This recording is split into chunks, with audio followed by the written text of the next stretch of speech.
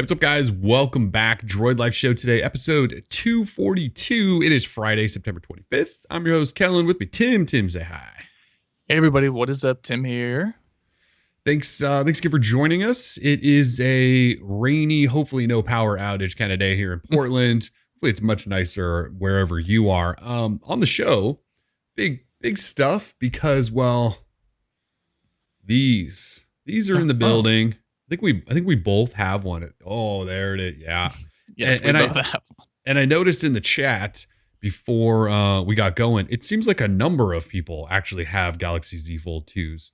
I just kind of want to call it the Galaxy Fold 2, by the way. The Z thing I can't do. Yeah, okay. I don't do the Z.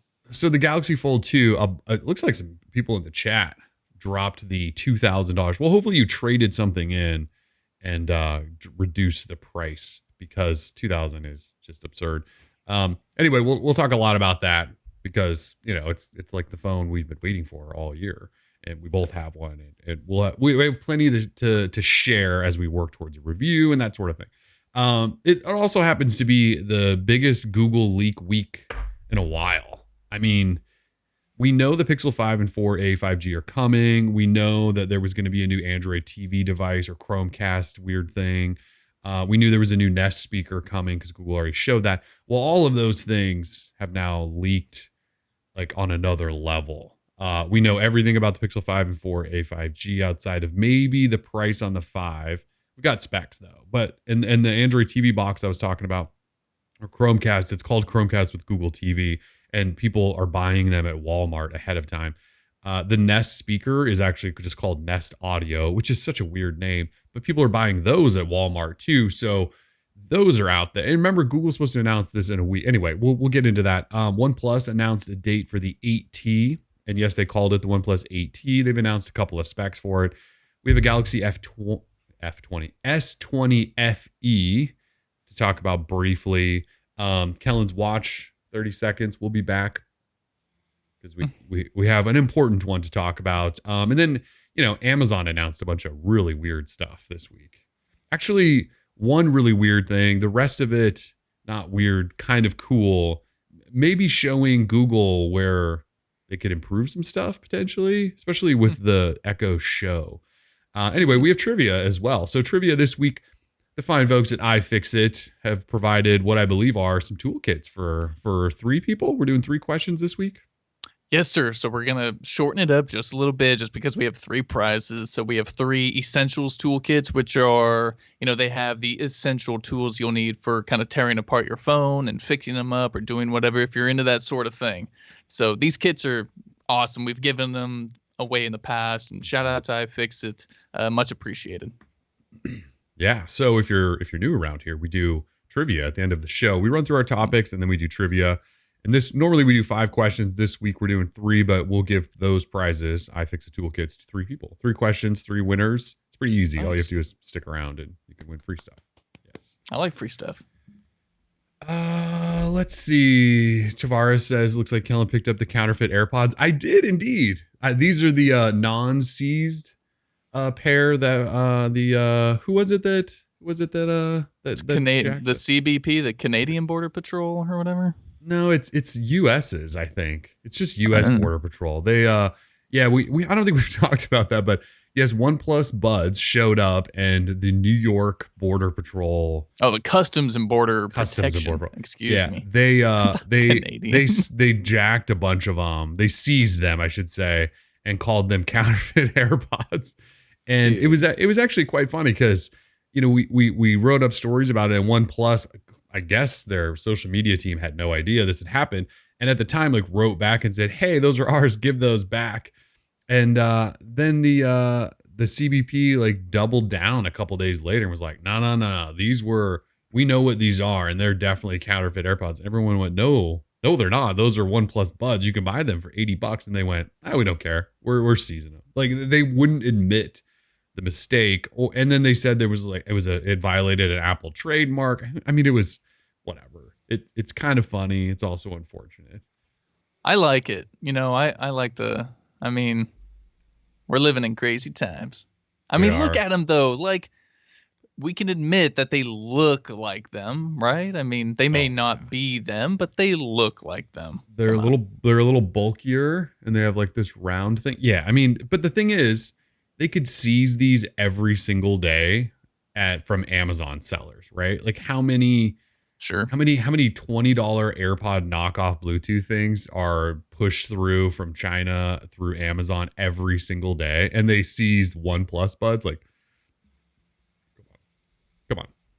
Anyway, Yeah. these are the ones. Yes, I'm using them because Pixel buds have failed me on a couple of shows. Anyway, should we talk topics? We can talk topics real quick. Eric donated $5 in the chat. Thank you so much, Eric. He says, only the second time joining live. I'm on the iOS dark side at the moment, but love keeping up with the news with you guys. Well, thank you so much, Eric. It's not the dark side. You know, there is no light side, dark side anymore. That's so 2010 way of thinking. Yes. You know, I mean, Yes. we're all just lovers of technology. So whatever you're rocking, we don't care. Well, We're all thank friends. you for tuning in. We're all friends. And you know Yeah. what? You just got, Eric, you just got the big update, right? iOS 14. You've got widgets. I mean, you're Widgets. basically living in Android's world on iOS. like it. I like it. So we're cool. We're friends. Yeah, you got different colored bubbles and stuff now. Yeah. It's probably great. That's really Anyways, cool, man. Thanks for the donut. Congratulations. All right, so let's talk Galaxy Fold 2 a little bit here. So it came out Friday. It was last Friday, a week ago, the day you could buy it. I think so. I think a week ago you could buy it, and our pre-order showed up a few days early, thankfully. So we played with them a little bit. We've now had them for a good solid week. So Galaxy Fold 2, I don't think I need to catch you up too much, but $2,000 foldable. It's the follow-up to the original Galaxy Fold, which was, you know, kind of a failure because there was certainly some issues there with the display, durability, all that. So we're back. Galaxy Fold 2, bigger screen on the outside, updated specs on the inside, a better display, foldable display, that is, 120 hertz refresh rate. Still same form factor, about the same size. It's heavy, but it's all spec'd out. Cameras are different. But the improvements there are, you know, in the right places, like the cover display, internal 120 hertz. Hopefully it's more durable. The notch is gone on the inside. The camera hump on the back is weird and I don't like it, but whatever. That's what Samsung's doing with all of their phones. So you've had it for a little over a week now. Yep. Let's hear it. What do you think about the Galaxy Fold 2? Like, this is the way. I mean, this is like the sickest phone. So next week my review will be up, and the phone is great. I understand that it's $2,000, and I get that. But if you can't afford it, it's a sweet phone to have. The cameras are good. The cover display has been the biggest improvement because, you know, last year it just didn't wasn't very aesthetically pleasing to look Right. at the outside. It looked like a first gen device for sure. Totally. And this one, I mean, they improved everything I wanted them to improve. Nice big cover display. It reminds me of like a Sony phone. Actually, it reminds me of that Gem phone that was going to come from Essential. Yeah, it does. Long, Actually. tall, narrow. It looks like a remote, you know? But so it's good. They improved everything they needed to. Battery life has been great. The camera samples that I've taken have been Samsung camera samples. I mean, they're good. You know, the only thing that I wish it had was sort of like an astrophotography mode. And I know I'm super nerdy like that, but that's the one thing where I still need a Pixel, because if I want to take pictures of the sky, which I'm just really into, then I still need a Pixel phone. So, and I know Samsung could do it. They probably just maybe don't see like a way to market it very well. Maybe that, or they're just like, man, there's not a huge need for it. But so like, that's the one thing where I'm like, okay, Pixel cameras are still dominant in that department. Like there's better modes for me personally. Other than that, performance freaking awesome. Like ultimate couch phone, man. I've been playing games on this thing. The 120 hertz interior display, totally awesome. Like there's nothing I don't like about this phone. Yes, it's a little bulky. Yes, it's hard to like wear my shorts with it. I can't get it wet. I'm afraid to like get dust with it. I don't touch it with greasy hands. Like there's these little things. But when we're talking straight lounging on the couch, on the in the bathroom doing my thing. Like, you don't want any other phone than the Z Fold 2. And that's just all there is to it. So with that being said, I mean, this is like my early vote for phone of the year. Easily. I mean, Samsung just stepped it up so big. It feels so good too. I know you mentioned you have problems opening it just because like you want a fingernail or something to kind of get in there, but I Yeah, don't really it have just that needs something problem. like grippy. And there's nothing really to grip Yeah. to open it. And I found It's myself like, slick. yeah, putting like a fingernail in there, which then scared me that Uh, I was gonna like put that fingernail on the display. You just have to totally. get used to prying it open. It's fine. Yeah. That's a I, you minor know, gripe, right? it is. I I really think it's, for a foldable phone, it's pretty much perfect. Uh for just like the if you're into the fold sort of experience, I just don't know how you get much better than this. And that's, I'll be talking about that in my review. So, if anyone has questions about the Z Fold 2, feel free to send them in. Yeah, I think for the most part I've enjoyed using it. I haven't wanted to chuck it on a desk yet. You remember like the Razor as a flip phone, couldn't stand that thing, wanted to get rid of it right away. I used the Surface Duo for a while, and there are some things I like about the Surface Duo over this. Like the having two separate displays, I think actually might be more useful than this just from like a multitasking perspective. Sure. But the Surface Duo obviously had massive problems. Like the software sucks and there's the camera, it doesn't really exist. There's no cover display. So that has its issues. But this phone, I haven't wanted to get rid of it, right? I haven't had the itch to just grab a normal phone. The only times I would say that are, yes, when you talk about how heavy it is, because I mean, Mm. this thing is an absolute tank. Like you put this in shorts, you put it in even in jeans, whatever, you can tell because it's just so heavy. And then it's just big. Like you can use the cover display finally, which is great, but it's so big, like pulling it out to take a picture. It's like you're holding this weighty thing that you're trying to snap pictures with. So that's a little awkward. And then, Sure. unfolding it all the time, which is what you want to do when you're out and about away from home, that just kind of becomes well, do I unfold it? Should I not? Should I just use the cover display? I mean, again, thankfully the cover display is greatly improved. But those are kind of my only complaints about it, are that it's heavy and there's a little bit of awkwardness when you're not just sitting at home on the couch or at your desk, right? Like in public, taking it out and using it and just taking pictures. Like those are just things I think you have to adapt to because it's such a heavy, clunky thing. Mm. But otherwise, and I guess one of the complaints about the original Fold was you had to worry about it all the time. Remember we talked about like we were worried like where we set it, who touched it, all of those things. Totally. Those are still in play. But Maybe not as not. much. Yeah, not as much though. Yeah. So like I still won't really give my kid the thing. Nope. But and like setting it down, you still have to worry about water and things. So I just find myself strategically placing it not near the sink or whatever if I'm cooking or whatever. So there are still those worries, but yeah, it doesn't feel the same. Like I feel say like Samsung dialed in some of the durability issues enough that I feel more comfortable. But in the end, you're still holding a $2,000 device. And so I have found myself babying it more than just about anything, but maybe that's okay. And I'm not going to put a case on it because it's already so huge and heavy that I can't be doing that. Mm. Um, Otherwise, it's pretty sweet. I mean, you wake up in the morning, grab your thing, you check your couple of notifications, and you just go, I don't want to look at this little display. So let's do this on the big one. And then you just open it up. You got emails on big, and you're reading the news and whatever. And it's 120 hertz. And then you sit on the couch and you just have this mini tablet thing. Yeah. And then you're like, oh no, I need to type or something. So maybe you close it and you type if you want. You've got flexibility here. There is that flexibility factor. A lot of And the battery questions. life's So great too. yeah, battery life. It's a 4,500 milliamp hour battery, and so for a device of this size, you know, I don't know exactly what maybe you would expect. I don't know what you're getting. I know I've been doing a lot of gaming. I'm back on Fallout Shelter, so I have like 3+ hours played every day, and I'm getting 4 to 5 hours, like easily. And I'm going to bed with Yeah. like 20-30% left. Mm-hmm. So in my mind, and with the 120 hertz and all this stuff, like the way I'm using the phone, I feel like I'm getting very good battery life. I think so too. So Yeah. Yeah, especially at the 4,500 milliamp hours. So battery life seems really good.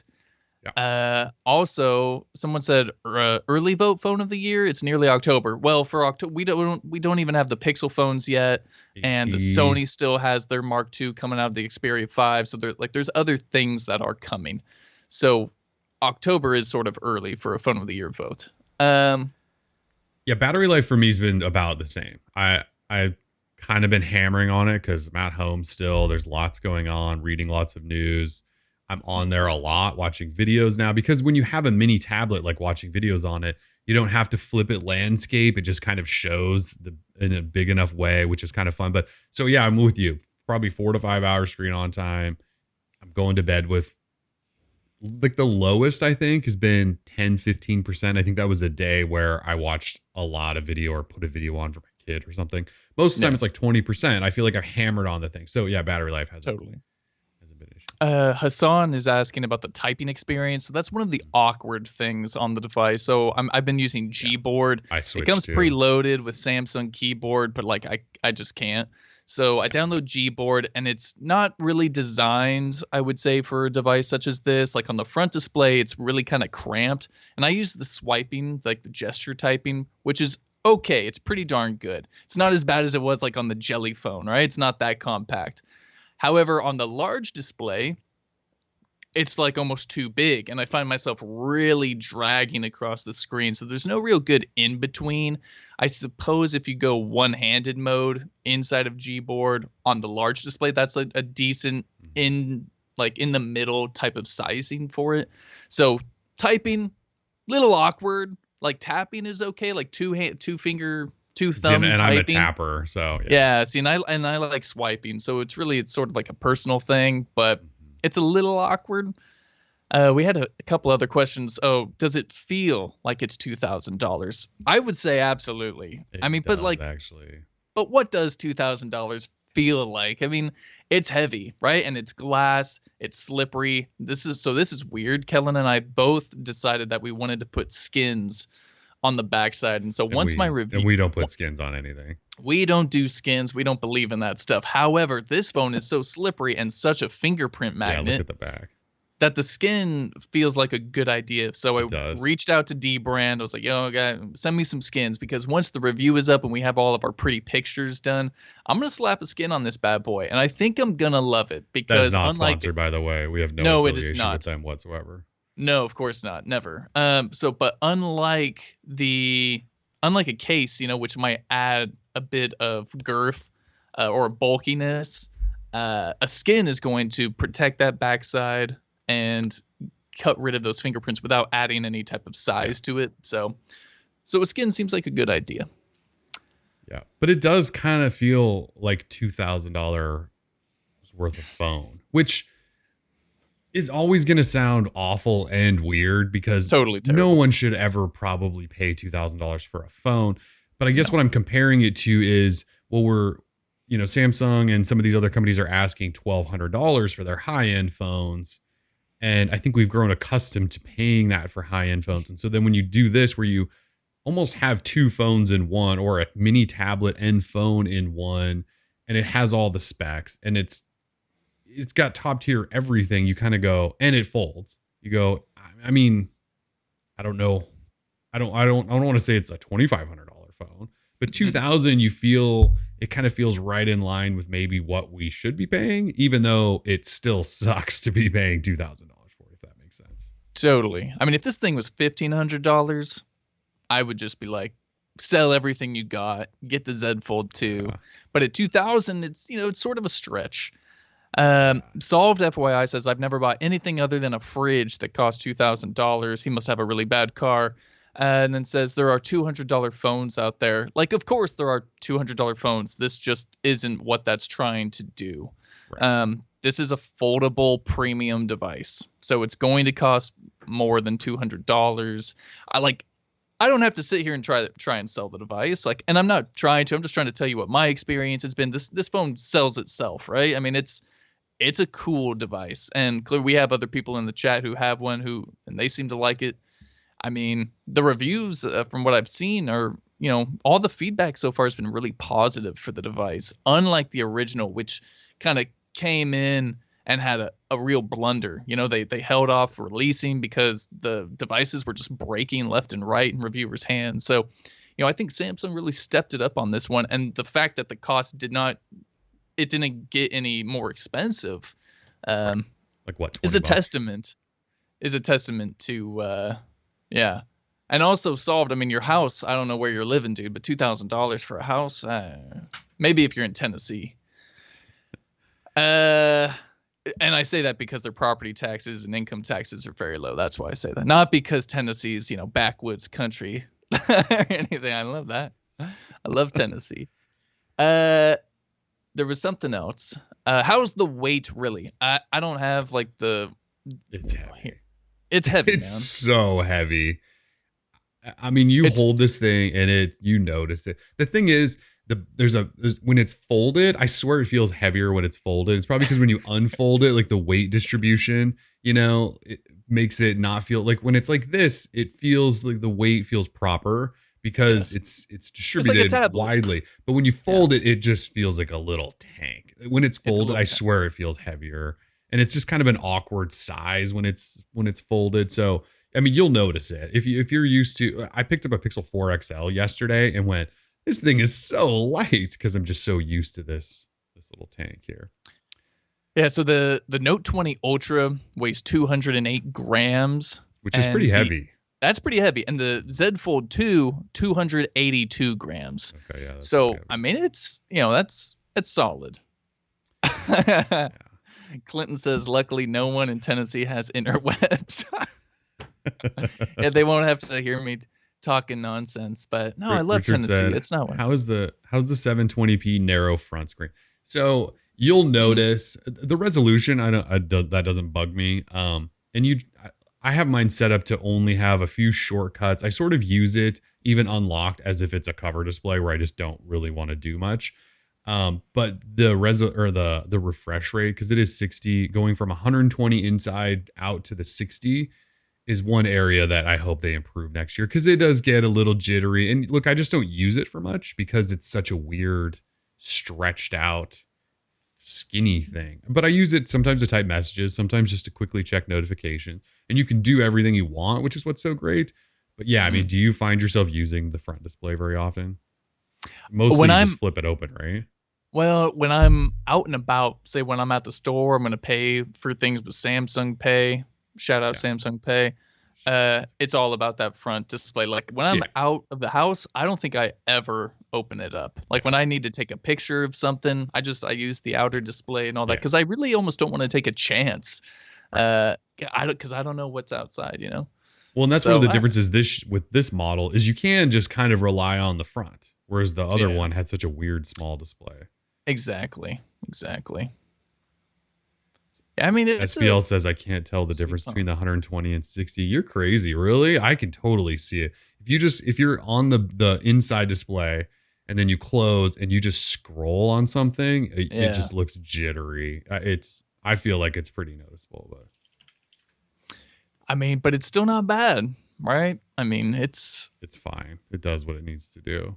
And I'm sure totally. next year they'll make it 90 or 120. I mean, the Galaxy S20 FE, which we're going to Easily. talk about, has 120 hertz, and it's a $600 or $700 phone. So I think there is scientific evidence to suggest that, like, people with, older people can't maybe see higher refresh rates. That might be a thing. I don't that's know. like a science thing. Okay, so then is this you're sticking with this going forward no matter what? Or I guess it kind of No. depends. Pixel 5 shows up. Are you going to set this thing down and just go Dude, with the Pixel 5? now that we know that the Pixel 5 comes in a freaking like baby Yoda color, like I gotta have two. I gotta have both phones, and plus, I know the Pixel 5 is gonna have that astrophotography. Like, I hope the Pixel 5 is good, And from what I've seen so far, it looks like it'll be just fine. So I wouldn't mind kind of going back and forth between those two devices. Yeah. Hassan says, I does the software do it justice? Oh, Does yeah, it that's make what I good was gonna use of mention. it? It's tough I to no. say. Yeah, see, I Yeah. don't think it does necessarily take Uh-uh. advantage of that, and the way that some apps interact on the device is weird. So, Yeah.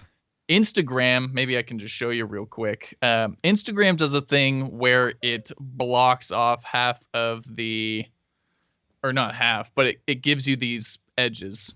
Yeah. So it's kind of this weird layout, but I Yeah. think I like this actually because it doesn't stretch the resolution of the photos or anything. I think it looks good. On the previous iteration, it did. It made It did. Instagram look terrible. Yeah.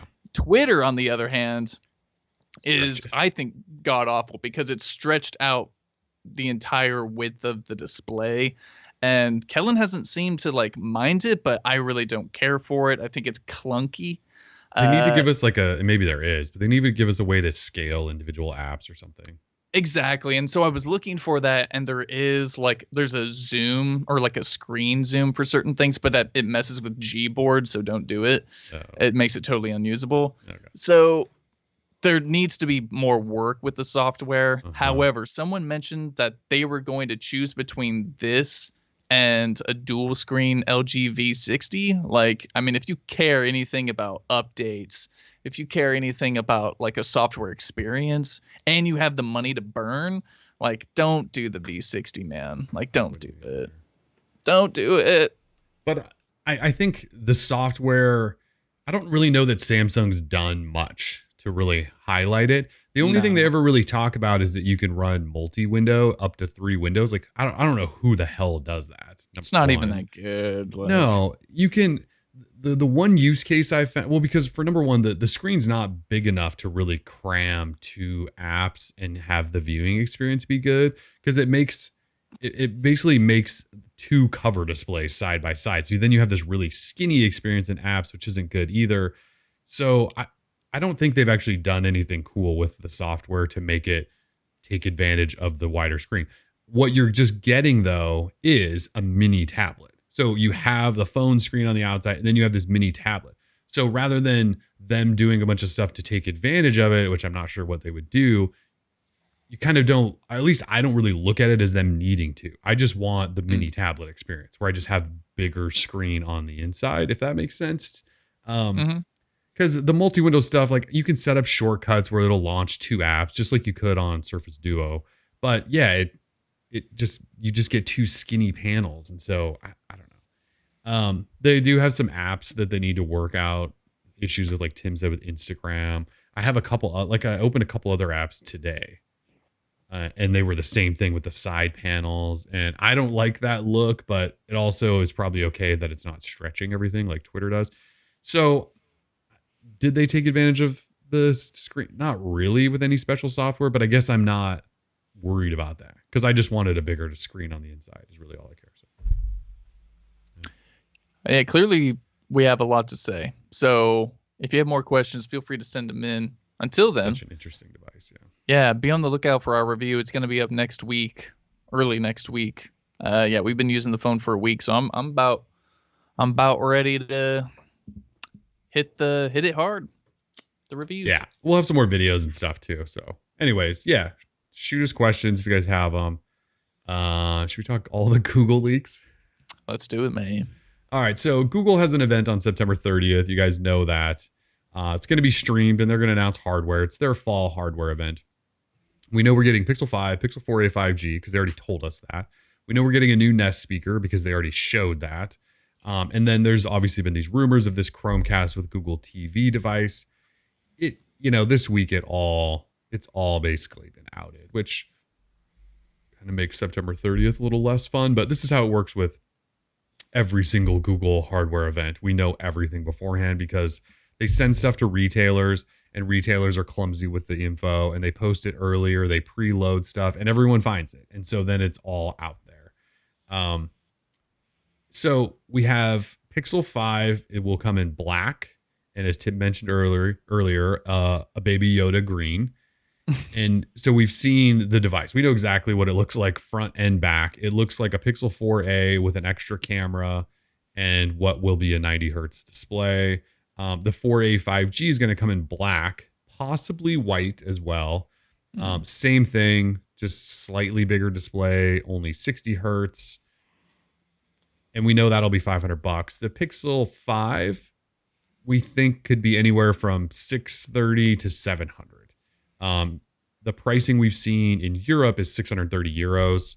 So US could be 650, could be 700. You know, there was the 700 survey that was sent out like months ago at this point that suggested it would be 700. So we can still stick with that.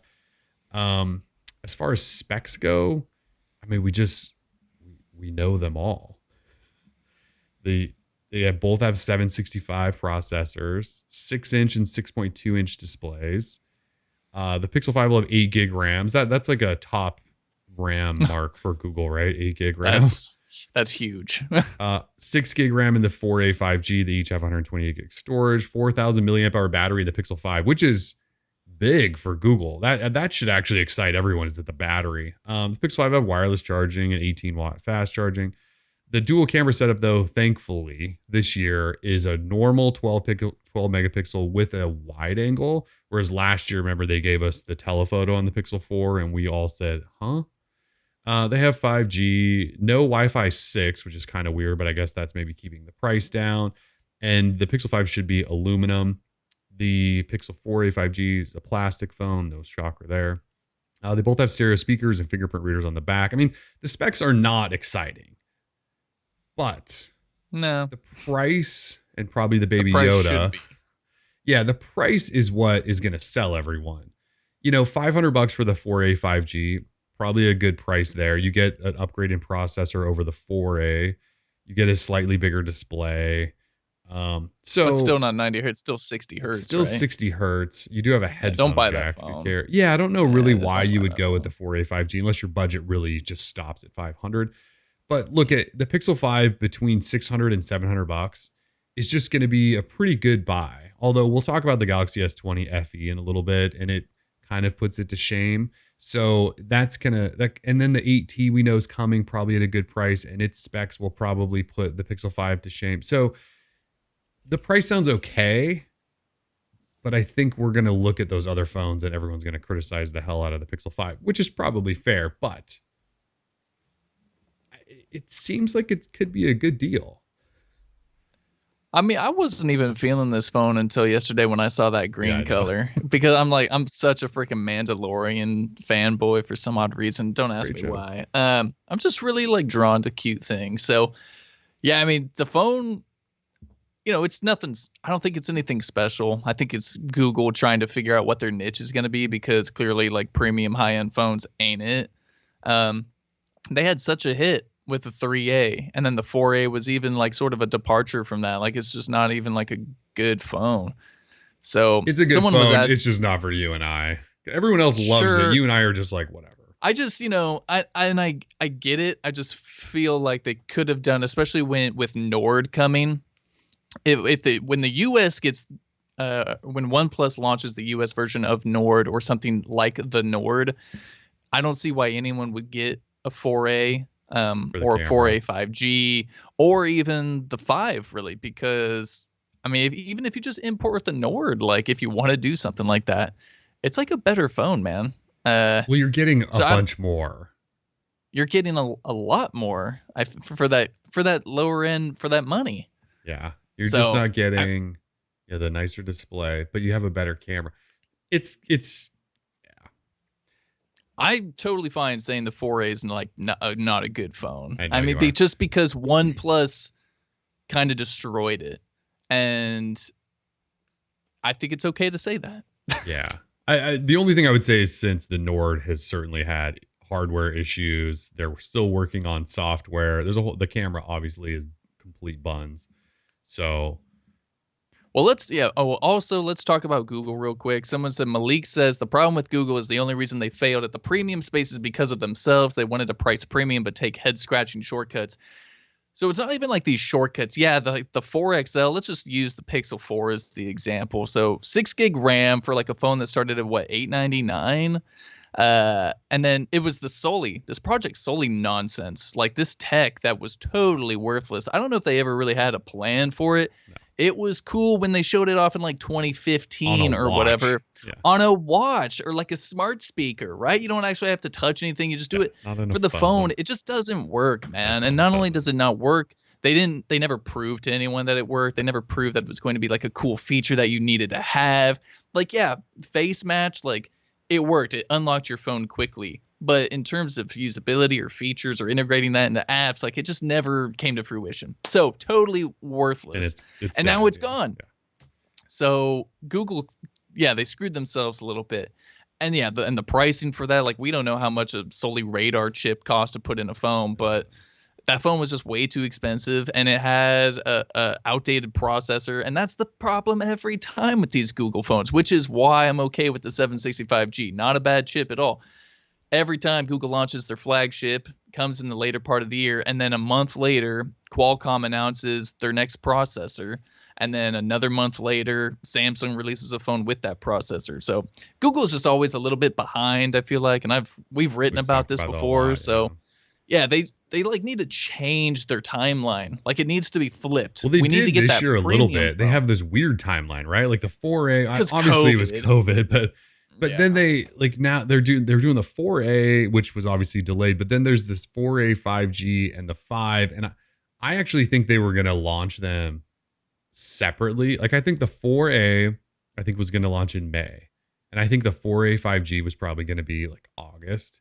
And then I think Yeah. the 5 was going to come at normal time or maybe even earlier, and they got set back too. This phone just seems, I guess I was previous phones I was very excited for because they're just Google's Pixel phones, right? We got really excited. Like even the 4XL was really excited. Then as we got closer and we started finding out that it was only 6 gig RAM and only 64 storage to start, and it had the giant forehead, we started souring on it. This phone, I didn't, when we learned long ago that it was going to run a 765 and not an 865, I think the expectations drop. And so now we're at the point where we're going, well, this actually might be okay because it's not doing anything weird. They upped the RAM and the storage. The price might be pretty good. It sells 90 here. They got rid of the stupid Soli. The phone front is actually balanced. We don't have a stupid notch. We don't have a giant forehead. Like you look at the phone, it looks balanced in terms of bezel. So I think, and I kind of wrote about this a couple weeks ago where I said it's going to be boringly good or whatever. It's just going to be a good phone, I think. Like they're going to put it out. Yeah, It's going to be around 650 or whatever, and you'll get decent specs. I don't think you should expect it to be the greatest phone on the planet, except you're going to pay that price and get one of the best cameras. And so I think the expectations are lower, especially after the bust that was the 4 and 4XL launch. And so I think this one's a little different just because we're not expecting it to be the Galaxy S20 or the Note 20. We're just like, Google's going to slot this phone in and they probably won't market it. And a bunch of us will buy it and be like, this is pretty sweet. And there just won't be the need for them to make the best phone ever made. And so I think that's why this year seems so much different. I'm not really excited for it, but it looks interesting enough and I'll get one. And like you said, it could be a good companion phone next to the Fold 2. Next to the Z Fold 2. Yeah. Yeah. It's kind of a weird year for Pixel. And maybe it's COVID or maybe they just didn't know what they were doing this year. I don't know. They just needed to change it. Yep. And like every year that we tell people, wait until, if you're not in a rush, wait till Black Friday, Cyber Monday to buy your new Pixel phone, man, because they're always either discounted or you get some sweet stuff with your purchase. Like, just wait, just hold off. We say that every year. Yeah. Even if this thing launches at 700, there's a good chance by Black Friday it'll be 50 to 100 bucks off. So if you can wait a little bit, you might want to wait a little bit. Yeah. And if you're a Samsung or you don't mind Samsung phones, like that Galaxy FE, I don't even know. Yeah, okay, we're talking about that here in a little bit, but like the FE, we should probably talk about that too. Obviously, not just today during the show, but it should be in the conversation of phones you might even consider.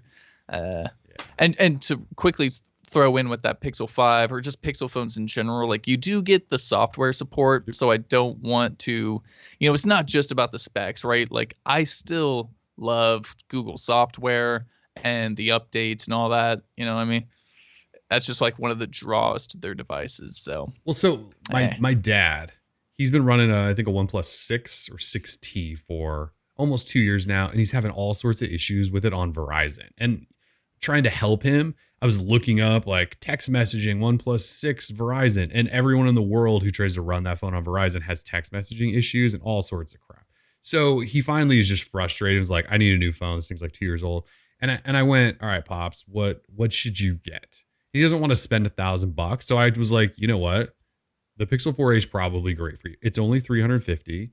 You like to take pictures, and you'll get updates all the time. And he's one of those that talks about it. Like, he tells me like my OnePlus 6 got an update. So he got a 4a. And that's kind of the thing is, I told him like, okay, well, obviously you love taking pictures of stuff. He hikes all the time in Montana, so that's great. And I was like, you're going to get updates all the time. I go, you already got Android 11, right? He goes, yep, already running it. And so those things about the Pixel are, at least when I recommend phones, which sucks because a lot of times we recommend Pixel phones to people and then something is issue with like a hardware flaw or something, right? And then we have class action suits or whatever. But they're easy to recommend because they're the basics. They're not a bunch of overdone skins, and then they get an update constantly. Like, people are always running the new stuff. And so when you go to help people, because a lot of times our job is to help our friends and family with the tech issues, we can always know what software it's running if it's a Pixel phone. And with the Samsung phone, I don't know. With a OnePlus phone, I don't know. Pixel phones, you kind of always know where they're supposed to be. And then, whether or not they end up in the long run being great phones or not, is Google's got to work on that. So Pixel 5, 4A, 5G. We know everything. They will show up next week. And you'll probably be able to buy them right away, I'm assuming. I would think so. Baby Yoda. And like, if you guys could just hold off, if you do plan on ordering, if you could like hold off ordering for like, give me 5 minutes after it's announced to like get my Baby Yoda order in, then you can order. Because like, if I can't get Baby Yoda, I don't think I want the phone. I don't want the black one, no. Yeah, I don't want a black one. Green. The green's going to sell out. It's going to be so hard to get. Hopefully they don't make it a limited. Well, yeah, and hopefully they don't make it a. Oh yeah, that's what they're gonna do. The black one's available now. The green one's coming in a month. We're gonna go. Oh, I would just freaking lose it. All right. Anyway, let's talk about Chromecast with Google TV just quickly. So, Chromecast with Google TV is going to be Google's. It's not their first Android TV device because they had the Nexus player. Yep. But it's their first in a long time. So Android TV appears to be getting rebranded to Google TV. We've come full circle here. So we're going back to Google TV. It's going to be a Chromecast branded device where they're slapping Google TV onto it. It's going to cost $50. It'll come with a remote with Google Assistant and volume and an input button and back, play, pause, whatever. So for $50, you'll be able to get a Google made Chromecast that has Google TV. It has leaked everywhere. It's going to be like $50, which is an insane price. I hope gonna slay. Yeah, I mean, I don't know why you would not buy it. That's the same price as, or is that cheaper than the Chromecast Ultra? I think it's cheaper actually. I think Chromecast Ultra is $60. $60. Yeah, so cheaper than a Chromecast Ultra, yet it has full Google TV, it has 4K, HDR, whatever. It's gonna be awesome, but it's leaked everywhere. People have been buying them at Walmart. I'm sure they're not anymore, but people were. It should come in a few different colors, although I don't know why you need different colors. It just goes behind your TV. It's going to be sweet. I mean, I have Shield TVs on the 2 TVs I have in the house, so I don't need one. But I mean, if you don't have Android TV yet, you should just get this thing. I don't even need to use it. Now I'm just going to tell you, like, just buy one. It's going to be sweet. Yeah, just get one. I have a Shield TV like in my upstairs bedroom, and I will just replace that because I don't use the Shield TV like to its full potential or anything. Oh, right. Like, this is going to just be so much easier. I'm always having to plug in like the Shield remote or like the controller, not always obviously, but like every couple of weeks. And so like this is just going to be a plug it in and forget it kind of thing. Like, the UI looks so sick. People are saying Roku over everything. Nah. Roku. I've never used a Roku in my life. I think I did at a rental one time because that was what they had hooked up to the rental TV. But yeah, I know people like Roku and they still sell, I think, lots of them. I've never used one. People love Roku, but I just don't. I'm not a huge fan of it. I have like zero opinion on Roku. I like I said, I used one once a couple of years ago. I have no idea. But this thing, $50. And yeah, it has the new Google TV, Android TV UI, which I'm assuming it will come to all of them. and it'll get updates fast. Not that, I mean, Shield, we're what, like 4 or 5 years of updates into some of these Shield TVs. But this one, because it's Google made, it should get the newest Google TV software first and all of that stuff. So, Nest Audio is the next speaker that will replace the regular Google Home. It might even replace Google Home Max. It just might. It's going to cost, well, no, because it's only going to cost like $100, so maybe not, but Can't. Yeah. So Nest Audio is the new speaker. Google showed this to us a while ago once the FCC outed pictures of it. But it's also been showing up at Walmart's in two colors, the chalk, sort of light gray, and then charcoal, the darker color. The couple people that bought it at Walmart took to Reddit and said it sounds amazing. It sounds way the hell better than the regular Google Home, which isn't saying much. That's not hard to do. No. So the first impressions, obviously, when somebody buys something, they always love it right away. But supposedly it sounds really, really great. You can pair it stereo pairs, and Google's pitching it as make like a home theater system with them. So maybe there's some extra software tricks going on there. But at $100, it seems like it's going to be a really good deal if you don't already own a bunch of smart speakers. It could be a good buy. So those three things are coming. Yeah. Is there anything else coming to the Google hardware event? Those three, right? No Pixel Watch. No Pixel Watch. We thought maybe a new Nest thermostat just because we saw one at FCC. And there's rumors of a new Google Wi-Fi, a cheaper one, which I'm going, Google Wi-Fi is already cheap, isn't it? Maybe it's not that cheap. There's rumors of a new Pixel book, but a lot of those things we haven't seen leak on this level. So if those things are coming, it might be later in the year. But next week, the 30th, can't believe it's next week, Pixel 5, 4A, 5G, Chromecast, Google TV, and Nest Audio. And the Nest Audio and Chromecast, Google TV, I mean, like I said, Walmart has them already. They're putting them on shelves. I'm assuming once the 30th rolls around, you're going to be able to walk into a store and buy them that day if you want to. So, kind of crazy. Anthony says we need Google, like, Nest Wi-Fi with Wi-Fi 6. Yeah, I mean, like, that was like the main issue with the Nest Wi-Fi, man. Like, but they just released it, so like, there's no way they do it this year. It's got to be next year, I would think. But the fact that it didn't come with Wi-Fi 6 was like a total. It was that bad. Hurt. Yeah, Wi-Fi 6 was just starting to take off, and Google doesn't update their Wi-Fi products very often. So to see them skip that, not good. And like Amazon, which we'll talk briefly about, they had a big hardware event yesterday, and Eero, which is a Wi-Fi company they own, just announced, new Eeros with Wi-Fi 6. So Google's gonna be left behind there. But they put a Google Home Mini or something in it, Tim. It's cool. Yeah, I mean, that's stupid. I disabled that. Like, I just don't want it. I don't need everything in my house listening to me, man. Like, call me crazy, but I only need a couple of things listening to me. I don't need my position completely triangulated inside of my own house, like, constantly with microphones and the Nest Cam on my Nest Hub Max. Like, I don't need that, because I'm gonna have a drone in my house soon enough that's going to be like my little surveillance guy. So, which we're gonna talk about too, but not yet. Also, real quick, shout out to all the Roku lovers in our chat. You guys clearly love Roku, so shout out to y'all. I'm telling you, people Roku's awesome. My only understanding of Roku is that people love it, and I just have no idea anything about it. I seriously have no opinion on it. Yeah, I used it once at an Airbnb because I wanted to watch something. I signed up for a free trial of Sling TV on it, and then that was it. So, yeah, that's the only thing I've ever used. That is at an Airbnb, a rental. And it worked for the moment, but otherwise I have no idea. I like my Shield TV. I still think Shield TV is the greatest like TV experience you can get. Like the little tube guy, I freaking love that thing, man. Yeah, but once this Chromecast, $50, and like it's gonna have all the apps I need. Like, and I don't really need gaming on it. Like, whatever, let's go, dude. Flosserelli says, Tim, you want that new Amazon drone inside your house. Yes, I do.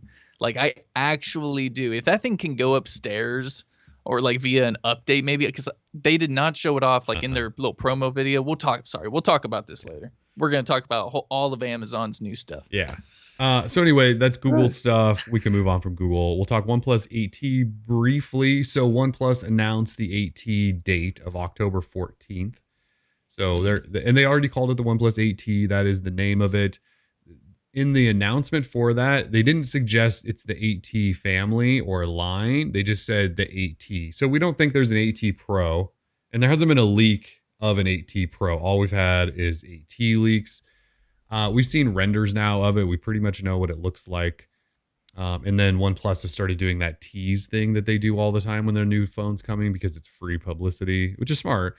We know it has warp charge 65, so faster warp charging than ever before. And it will have a 120 hertz refresh rate on a flat display, so no garbage curve display. Hopefully they're going away from that. Yeah, it should be fine. I'm not super excited about the AT just yet because I don't know the price, but I think it'll be a really good phone. I just don't know how much of an improvement it is over, the 8 Pro and 8 because the camera leaks, I think, suggested it kind of just sounds like a Nord camera setup or an 8 camera setup. And look, the only good camera that OnePlus has ever put in a phone was in the 8 Pro. So if it's not on that level, I'm going to be disappointed in the AT. Is all. It doesn't even come in Baby Yoda green, so I'm not even like paying attention to it. And it kind of just looks like the renders I think we saw. It just sort of looks kind of Nord-ish, which is just kind of a copy of like Realme and Oppo phones.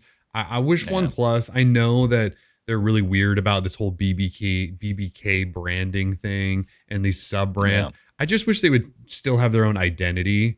And they kind of did for the longest time. And now it seems like they're turning into just the same as these other sub-brands. A lot of people aren't happy that they essentially adopted Samsung's One UI. The design language of the Nord just looks like one of those other phones. So I hope they don't fully go down that path. I'd love to see them retain sort of that edgy, independent style that OnePlus was, even though they weren't. But you know what I mean? And I don't. And so I'm a little worried for where the brand is headed. Maybe a topic for another day, but sort of my thoughts on OnePlus at the moment. Interesting.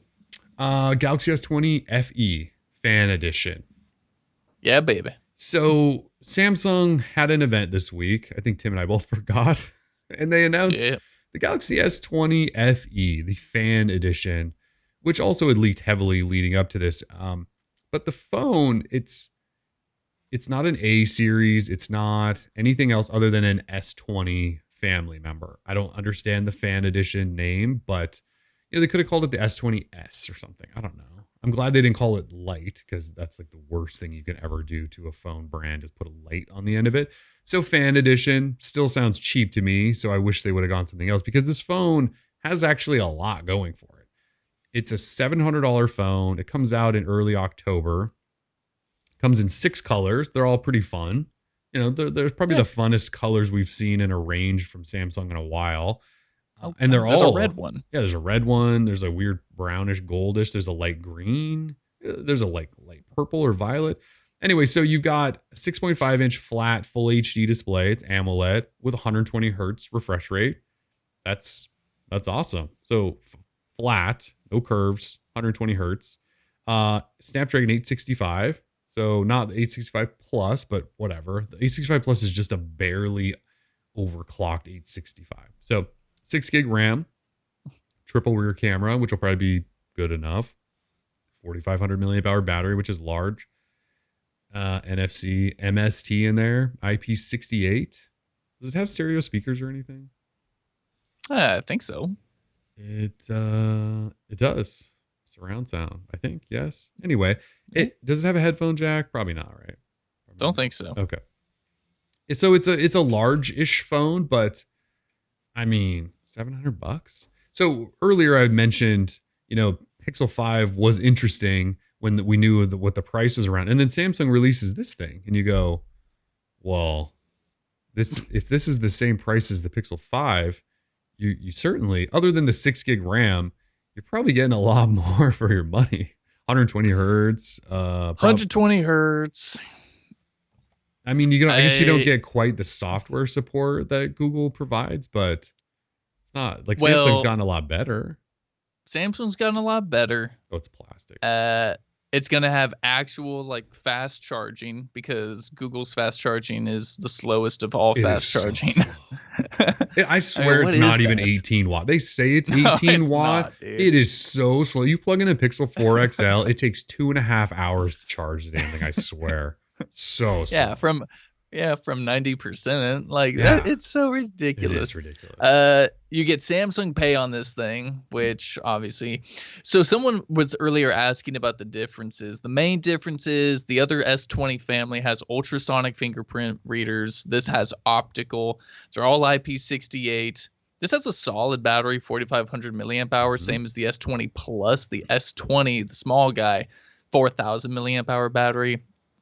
Triple cameras, 6 gig RAM, which is another big one where all the others, they start at 8, but mostly are 12 because you're getting the 5G variant. So, that's half the RAM. It is LPDDR5, same as the others. Micro SD slot, 865 processor. I mean, 120 hertz display just like the other guys, but it's flat and obviously not Quad HD. But you just can't full HD plus. But you still can't even run like the regular S20. You can't run 120 hertz at Quad HD yet, anyway, right? So it's pretty much the same experience. You're really, basically getting the if same. you're going to run experience it at if 120. you run them. Yeah, exactly. So I mean, really, it's a Wi-Fi fine. 6. Yeah, It's got a lot going for it. it does. It's a Samsung phone, and I really think like that's the only thing. Like for And it has some a dumb reason, if name. I'm going Samsung, well, yeah, fan edition. It's the like, name that kills it. If they would have called Yeah. this, there's got to be a more creative name where they could basically tell you this is the Galaxy S20. Call it the S20A, the S20T. I don't know. There's a way you could do it probably without it sounding like Galaxy S20 Lite, which is what Fan Edition just reminds me of. And it's totally better than a light phone. This phone, it almost has better light. specs than what we think the Pixel 5 is going to have. So Someone was talking about a headphone jack. I don't think there's a headphone jack. I would be surprised, but I haven't paid. I would also be very surprised. I should pay more attention to it. But, Anyway, so it's up for pre-order now, and like Amazon has it for $100 off already, so you can get it for $600, which is absurd for what you get. That's pretty good. Yeah, I mean, it's pretty good. Like if you're into Samsung phones, like if you don't mind the One UI thing, I know some people are just like totally against it, but like I'm fine with One. that's not bad. Yeah, so a couple people said it's basically the S20e. Yeah, it's kind of like an S20e. It's not the smaller guy, but Yeah, but like it's Edition better than an E. It is though. Like an E was like the short, like the chump of the freaking was. lineup. Like this is not the chump. This is like it's a solid device. Yeah, I don't know how they could have named it. Just Fan Edition just doesn't sound good. There's something about the name. It's the Galaxy Pixel killer, man. I mean, this thing, on paper, this thing probably destroys the Pixel. And I think that was probably this and whatever iPhone, like cheap iPhone is out there. Like, I don't know anything about iPhones, but it probably does pretty good against that in terms of paper specs. Yeah. So. Google might have been smarter to try to release their Pixel 5 in August.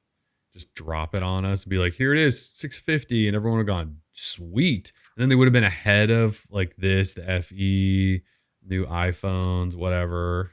It takes Google a whole year to design their phones. Like Samsung probably just had this in their back pocket. It was like, let's throw together a Fan Edition to kill the Pixel. And like it took them 1 month to design and develop and produce. Like that's just the way it is. It is the way. So then the iPhone SE, that's right. See, I forgot that thing existed. $350 for an iPhone, huh? Wow, that thing must be a piece of crap. Isn't the iPhone SE 400? Didn't the 4A undercut it by $50? That was like the only sell over the SE, I think. I couldn't tell you. Oh, I know it's got the A12 Bionic chip though, right? Bionic, that A12. Well, the A13 Bionics are coming, so look out, everyone. That A14 Bionic or whatever we're up to now. Yeah, $399 for the SE, $349 for the Pixel 4A. Right. That's what. Yeah, they had to undercut it in some way because everyone would have probably laughed Google off the stage. Come on, Gary the Fireman. All right, so 30 seconds of Kellen's watch talk. Watch talk. This is important. Watch talk. It's so funny. I wrote up about this, the TicWatch Pro 3, and the comment sections are just ghost towns in every watch, which is so weird because this one actually is important. Anyway, Uh, TicWatch Pro 3. It's actually called TicWatch Pro 3 GPS for some reason. Of course, it has GPS. Anyway, TicWatch Pro 3 first Wear 4100 watch, and it's $300. It's available now. It actually is an impressive wearOS watch. I will say that. I've got like 12 seconds. Jesus. Time's running out, The dude. Hurry up. battery life is at least 2 full days, which is better than any Samsung watch I've used. Well, outside maybe the Watch Active 2. I'm totally out of time. Oh, damn it. No, you're fine. No, keep going. Okay. I got first charge. I got 2 days of battery life. No Wear OS watch has ever done that before. So the Snapdragon cool. Wear 4100 actually will make a difference. Performance has been actually really good. I believe I'm waiting for an update on this, and hopefully it introduces more stuff. I have no idea, but it's got a speaker and microphone. Google Assistant actually works on it. You can tell that this chip makes such a difference over that 3100, 2100 mess we've been dealing with. So if anything, even if you don't like this watch because it's giant, it's like 47 mil, and it's $300. I think if anything, it just tells us that Wear OS has maybe a chance, because when everyone else starts using this chip, they'll all be decent smartwatches. The only thing now is we need Google to kind of decide what they're doing with the OS. Are they gonna update it? Because the OS still feels slow, and not slow, I shouldn't say. It feels outdated. And all of these watchmakers like Mawboy, who makes this, and Fossil, they're having to do all the improvements themselves, right? They're building in battery modes.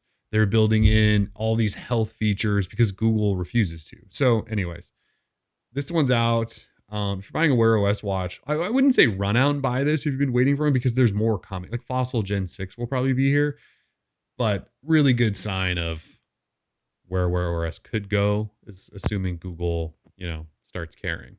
Anyway, that's it. I know that was, like 5 minutes of Kellen's watch talk, but I do like this watch. I mean, it is nice. Yeah, no, it looks good. It's just way too big for me. 47 mil, like, come on.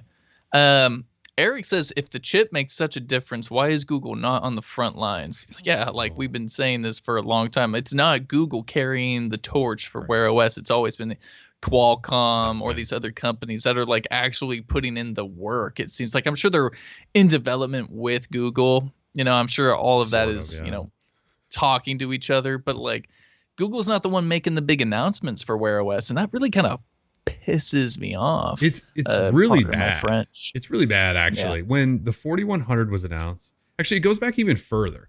When the 3100 was announced 2 years ago or whatever that was, Qualcomm announced this sport mode, and they brought a Google engineer on stage. I think he talked about the chip a little bit or something and what they've done. But they talked about the sport mode, and I asked Google months later, hey, is this sport mode coming? And their response was, we don't talk about rumor and speculation. I went, wait a minute. No. You and Qualcomm announced this months ago, and they never said anything. And then the 4100 gets announced, and I reached out to Google and said, hey, do you guys have any comments on this? Because it's a new chip, and what's the future of Wear OS? Anything. And they just ignored me. Like, they don't care. And then they obviously came out with a Wear OS announcement fairly recently that said, we're bringing support to the 4100, but it's like, they just don't even care. And with this watch, which is the first 4100 watch, you would think maybe they would want to step up and talk about it. They don't care. Like, Google does not care about Wear OS at all. I don't care what Google tells you publicly. They don't. They're going to figure out what they're doing with Fitbit, and I think Wear OS is probably just gone. I mean, the Fitbit acquisition, I think we can clearly see, had nothing. Well, I don't want to say nothing, but it had very little to do with making their own watch, and was really all just like about grabbing the data, right? Like taking that data before Apple could do it. I mean, that's so Google. It's so Google, man. I just like, all they have to do is figure out a UI update maybe and put some health features in, and if they don't want to, because remember, Wear OS was supposed to be the same experience on everyone's watch. Remember that early on? Wear OS was just the one package everyone got, and you could differentiate by maybe some hardware features and design. Well, they've clearly, that's gone nowhere. So Google needs to just say, like, all right, we're just going to let everyone customize this to be their own thing and do it that way or something. Also, anyway, who says, Jonathan Rivera says Google knows they can't compete with Apple Watch, though they are not even going to try. It's stupid. Well, the problem is that we have billions of Android phones out there, and these are all phones that cannot run an Apple Watch.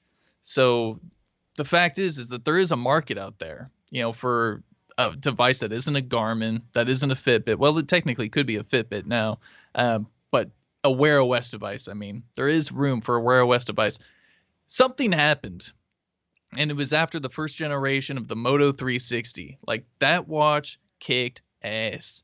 That was a good watch. Like, sure, the UI, I mean, it was a little clunky. Like, but if you just give us that hardware, something happened with the hardware. Like, I remember the Huawei watches, like a couple of those were pretty good, but then everything started going towards fitness. The Huawei Watch Sport, or all these like sport things. And I just want something like the Mont Blanc Sommier 2 that looks sexy, like actually performs well, thanks to a gig of RAM. And that's what it takes, unfortunately, for Wear OS janky OS platform.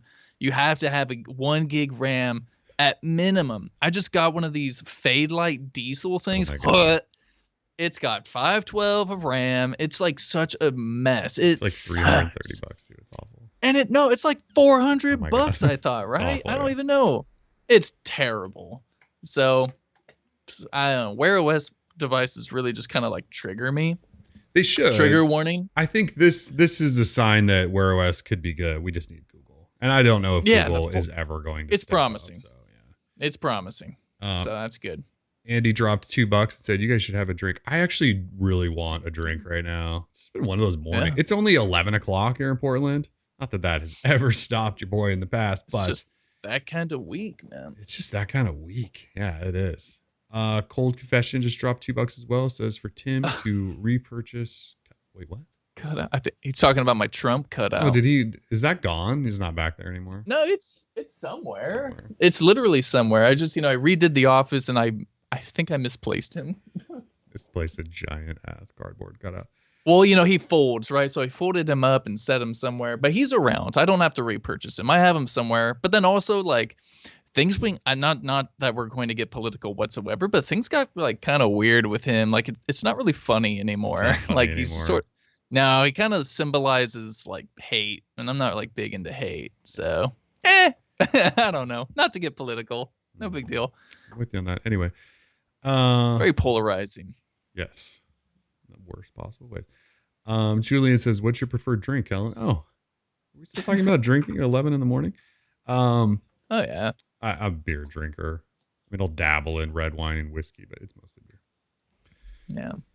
Okay, so before we get to trivia, we got to talk about this Amazon weird stuff. Yeah, we are close. All right, so Amazon had a hardware event yesterday and announced a whole bunch of stuff. I don't even know how much stuff. They announced like new Echo Dots and new Echo speakers, and they look like the Nexus Q. They're round balls and they have a light on the bottom and things like that.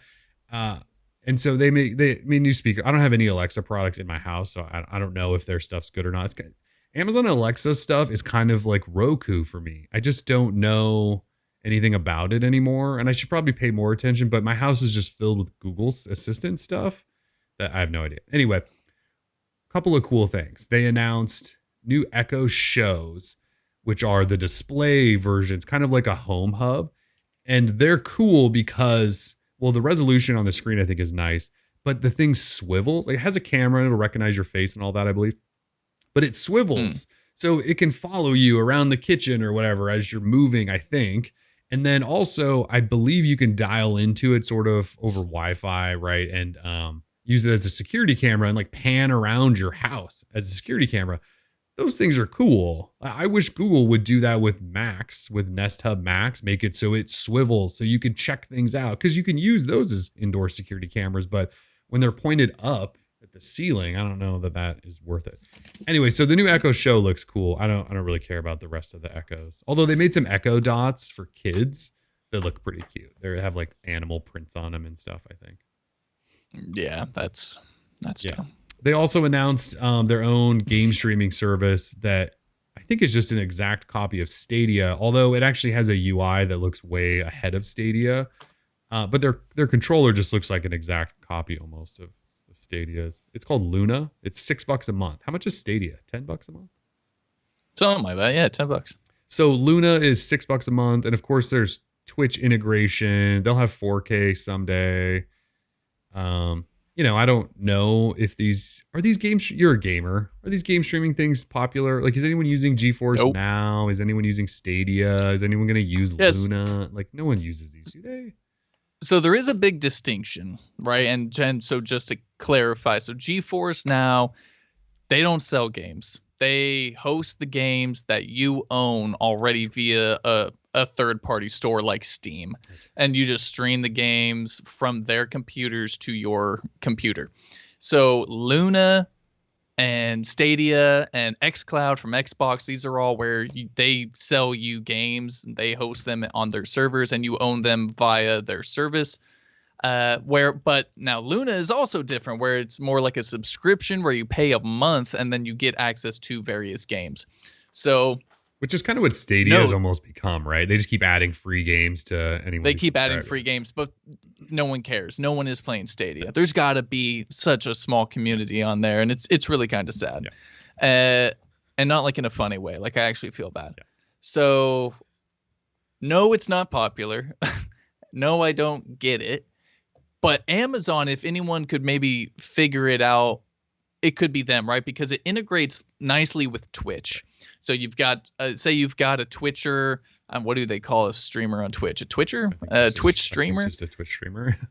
Yeah. Anyway, so they're playing a game. You could just click a button, right, and play. Yeah, click a button, and then you're playing maybe with them. Which is pretty big. Like, and so. Yeah, that integration is nice. Now, also, it runs on AWS, which is literally all around the world.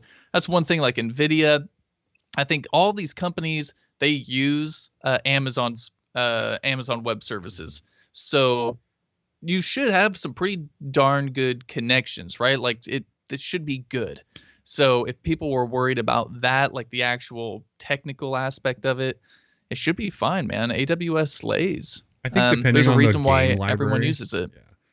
I think depending on the game library, the integration with Twitch is actually the sell, because Twitch is such a massive platform that seems to only be growing that people are watching dudes stream. They just click, like they'll be able to just click a button that sends them to Luna where they can play that game.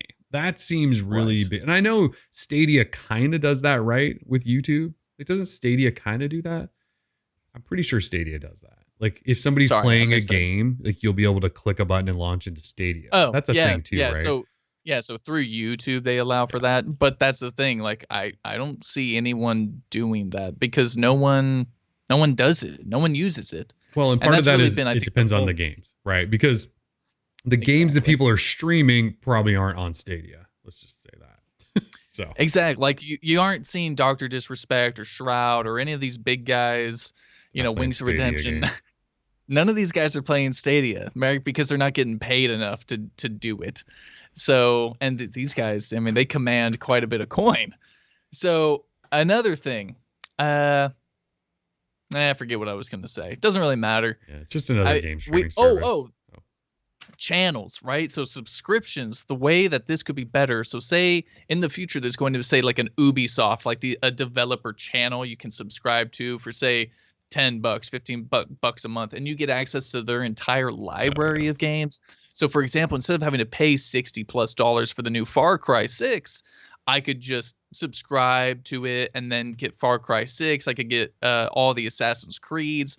Like, there's a way to do it that makes fiscal sense for buyers. And I think that Amazon is on the right track, because what we thought that all these things would be was the Netflix of gaming, right? You've got a freaking library of things. You just subscribe to it and you get access to all of it. Apparently that wasn't doable with Stadia or something like that. But like, I want the Netflix of gaming. And I think Amazon Luna is positioned to be the closest thing to that. However, don't get me wrong, there is the Xbox Game Pass, which people love, right? Like, that is like a Netflix of gaming. You subscribe and you get access to a ton of games. The only problem is that it's just Xbox, right? So if you're a PC gamer or a PlayStation gamer, it doesn't necessarily make sense. So something that's for everyone, that's available on different platforms, like Amazon Luna will be nice. Yes, PC as well, of course, but I'm talking different, so whatever. Yeah. At some Anyway. point, though, it just seems like there just might be too many options, and they'll all Oh have god, different yes. different like Ubisoft will be on Amazon, but Stadia might group with EA. I mean, I don't know, like and so you're gonna have to pick and choose. It's gonna be some sort of battle, and maybe it'll be that thing where it eventually consolidates down to there's really just one or two instead of 10, but maybe not, because all the guys trying it are these huge gaming company. Well, Google's not a gaming company, but you know what I mean. They're all huge companies, so And all I play is Call of Duty anyway, and Call of Duty is on none none of of them. these. Yeah, So what do I even care? yeah, you don't. All I right, don't. so what we were all leading up to, though, was the only announcement that they made that matters, and that is the Ring Always Home Cam. So a part of this whole hardware event was Ring, because Amazon owns Ring, and they announced this thing called the Always Home Cam. It's a drone. It is a mini drone security camera for your house. So how it works is it sits in this little dock, and then if you leave and you have a Ring security system, and somebody tries to break in, or there's a noise or whatever, or the alarm goes off, this little drone just goes nee, And shoots them with a yeah. freaking built-in machine And gun. it rises out. You can have it do it, I believe, automatically if if the alarm goes off, and it rises, and then it just starts flying around your house.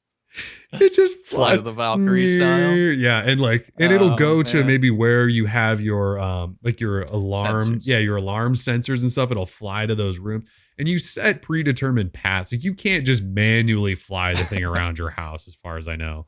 And maybe you will one day, but that sounds really dangerous. But so it'll just rise up and it'll start flying down your hallways. You must have to somehow map out your house for it. And then, yeah, it'll go check on things, and you can look from your phone or your computer or wherever you are. You can use it if you need to go check on. They brought an example of, like, check on your oven in case you left it on. You could just tell it to fly into the kitchen and check on that, or if you left a window open or something like that. But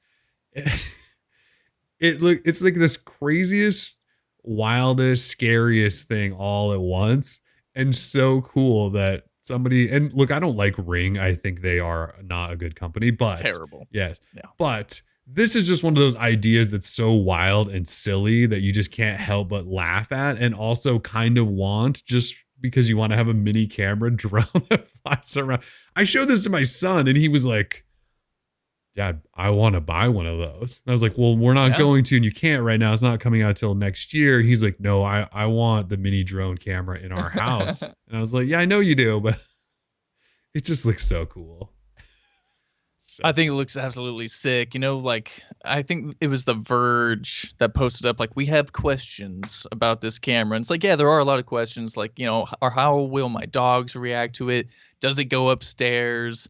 Like, there's a lot of technical things. they didn't want to But I talk think it's much just a about it. sweet idea. Yeah. Yeah, like, I love the idea. I think it's great because having a stationary camera is cool. Right. But, like, there's parts of my house where I don't have a camera Right. looking. That And it you would don't be want to really have cool. 10 cameras in your house. No, I don't, because they're all so expensive. So if I could have one Creepy. thing that literally moves about my house on its own and shows me what's going on, that is so sick. I love So that cool. idea.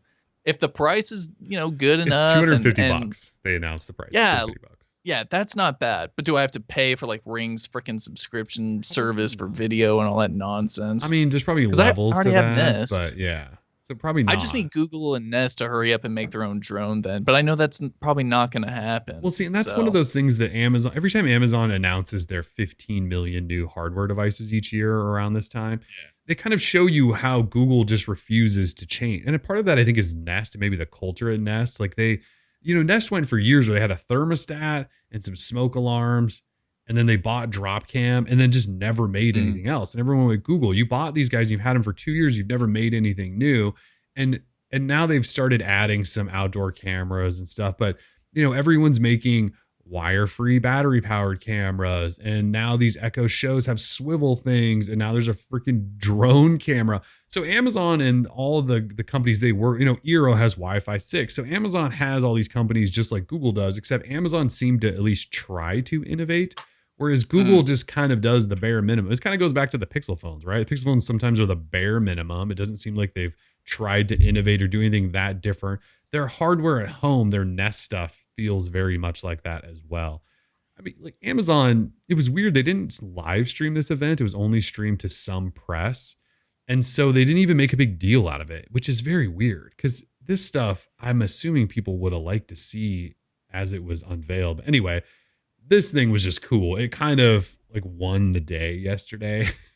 It did. As they just show this little drone going, yeah. Like they made this really silly video too, where this guy breaks into a house and the drone rises and like flies at the guy, which of course, brought up like jokes about it needing lasers and whatever else, but mini drone. All right. Yeah, we could do trivia just real quickly, just for Bertzer. Sony Xperia 5 Mark II is official. We still won it. Great little device, 6.1-inch Full HD Plus OLED display, 120 hertz refresh rate, 865 processor, 8 gig RAM, 128 gig storage, triple camera, 4,000 milliamp hour battery, plus a headphone jack. This thing looks sick. And after posting our official announcement, Sony reached out to us. Oh, that's right. Bertzer. Yeah. I didn't have to send them an email. They literally came into our inbox and were like, hey, you guys want this phone? And I was like, duh. So we sent them our address. We'll have it in soon. And you'll see us check out a Sony phone. So moving on. Congratulations, Bertzer. Bertzer, it's really happening. Like Tim wrote it up and wrote, this looks awesome. And yes, Sony all of a sudden drops this email in our inbox and goes, hey guys, do you want one? Yeah. Thanks. So it's coming. Tim will have one. Mm-hmm. It's time. All right, we got to do this. Apparently Jackson has to get going, so I'm trying to bust out some trivia for him. Trivia time. So if you're new around here, end of the show, we do DL show trivia, and we turn lights on, we dance a little, we don't, but we do questions and we put them up on the screen, and all you have to do is be in the YouTube chat live and you type the answer. And if you type the answer correctly, the fastest, we'll call out your name and you win a prize. And that's it. Nice. And iFixit sponsored the prizes for this week. We're giving everyone away. It's essential toolkits, right? Are they essential toolkits? Correct. Essential toolkits. So for all the at-home repairs of little mini gadgets, maybe your phone, maybe your watch, but other little things too. They're essential toolkits. I think I have a couple just spread around the house that I use for just random things. They're really handy to have. Everyone gets one. So we have 3 questions this week. A lot of times we do 5, but we have 3 prizes, so we're doing 3 questions this week. All right. It's very easy. Right? Everyone here is a pro. They know what's up. All right. That's it. I mean, they already have a ton. Like, did I leak the answers or something? Like, everyone's already answering stuff. I don't get it. Stuff, yeah. A bunch of weirdos. Anyway, get your calculators ready for one of these questions. I'll just tell you that much. All right. I'm ready when you are, ma'am. Question number 1 is up now. In what city is iFixit HQ located? Shout out to iFixit again for sponsoring this week's prizes. Big shout outs. In what city is iFixit HQ located? They are in California, I'll tell you that much. A misspelling, but I'll take it. Chris Williams, San Luis Obispo. That's right. What a gorgeous city that is. Slow. Shout out to Slow. Google searches are coming back now. Yeah, you can tell. All right, congratulations, Chris. All right, so this next one, I'm just going to let everyone know a calculator may be necessary and some Googling, but that's what it takes to win around here sometimes. So I'm ready when you are, man. Question number 2 is up now. Exactly how many pixels does the Galaxy Z Fold 2 interior display have? So the inside display, exactly how many pixels does the Galaxy Z Fold 2's interior display have? Joel says, oh my God, never mind. We're looking for a specific number. Hey, now. Oh, so man. Many numbers. I have no idea what's Tavares, you are extremely close. Oh, there it is. Oh, it's Chris Williams, though. Oh, Chris, you come on yet again. Eli left Oh, a number there we off. go. Luke? Yep, Eli's so close. Luke Citroniti. 1844160 1,844,160.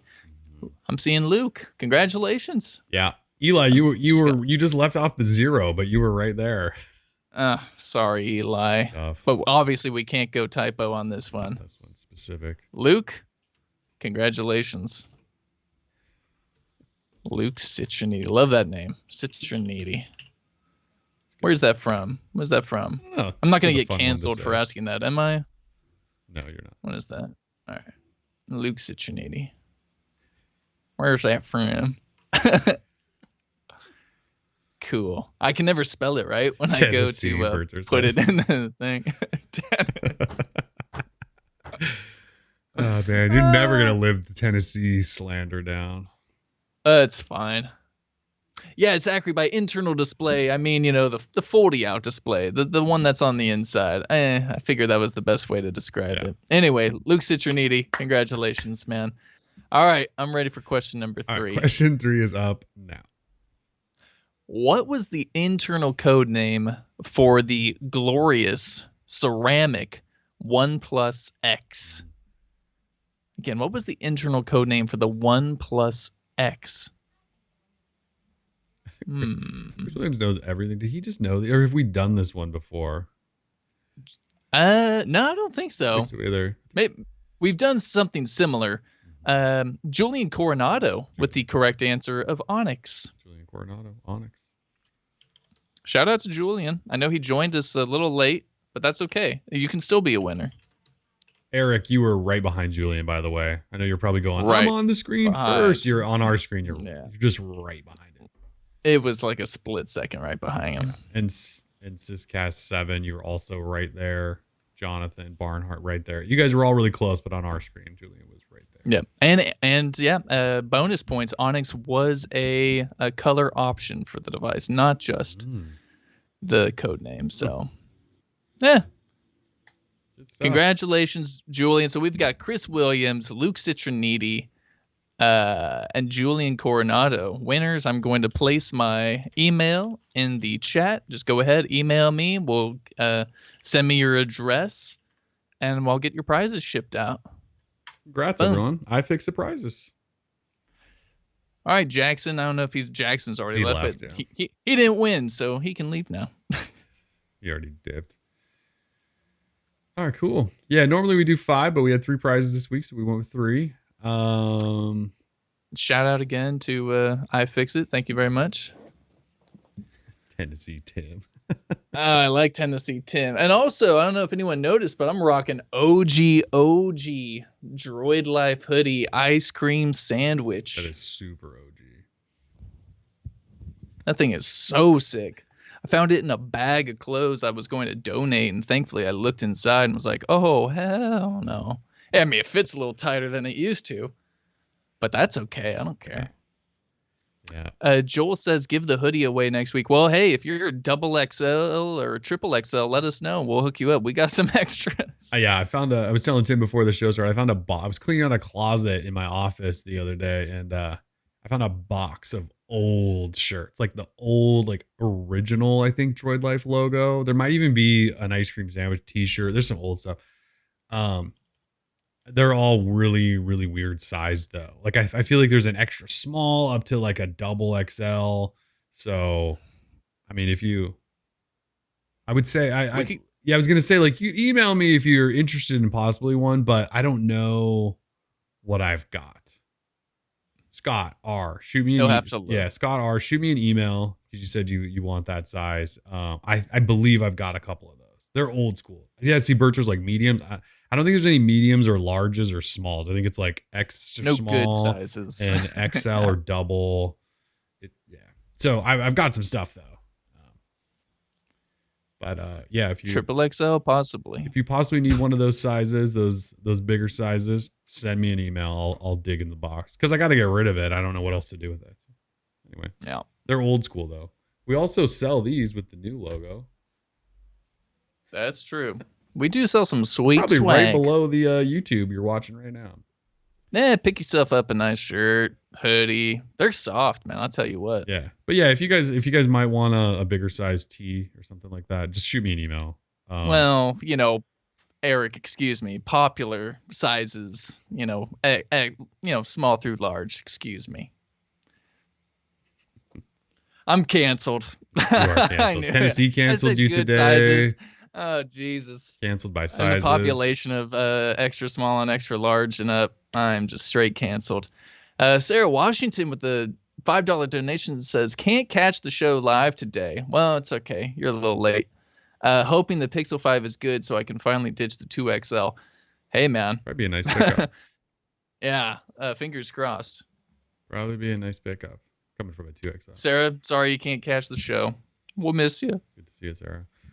Xavier says, nice knowing you, Tim. Yeah, seriously. I'm about to have to retire the internet. All right. Well, I think that's it. So big Google event next week on the 30th. Then the 14th is OnePlus 8T. But next week, we might be swimming in Google products because I think all of them are just, maybe the phone won't be available in stores right away, the two phones, but the speaker, the Google TV, I think you're just gonna be able to walk into a store on the 30th and buy those, if not before. So, yeah, we'll be back for a show soon, probably to talk about lots of different things. Yeah, I mean September 30th next week, right? Yeah, it is. Yeah, we're not gonna really have a choice. No, Fold 2 review soon. Some more videos there. Oh yeah, get yourself a Fold 2. I don't know if you have to like take out a mortgage on your house or whatever. I don't care. Just get one. Just refi. I mean, so you can add on a Fold 2. Might as well. Yeah, seriously. I mean, that's probably one of the better financial decisions you can make right now in 2020 pandemic, economic collapse. Yeah. Don't take Tim's financial advice either. It's fully canceled now. Anyways, stay safe, everybody. Peace.